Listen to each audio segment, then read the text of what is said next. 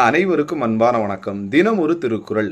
நன்றென்றவற்றுள்ளும் நன்றே முதுவருள் முந்தி கிளவா செறிவு அப்படின்னு என்ன அர்த்தங்க? அதாவது அறிவு மிகுந்தவரிடத்து முந்தி சென்று பேசாத அடக்கம் ஒருவனுக்கு நன்மை என சொல்லப்பட்டவை எல்லாவற்றிலும் நல்லது.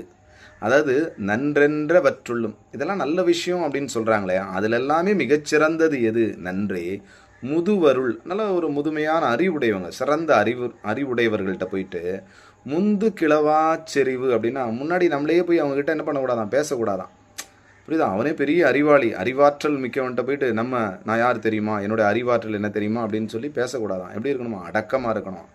அதுதான் என்னதுமா? நல்லவற்றுளெல்லாம் நல்லது. அப்போ அறிவாளிகள் முன்னாடி நம்ம என்னதுமா? அடக்கமாக இருந்து அவங்க சொல்கிறது தான் நம்ம கேட்கணும். முந்திரி கொட்டை மாதிரி. நன்றி, வணக்கம்.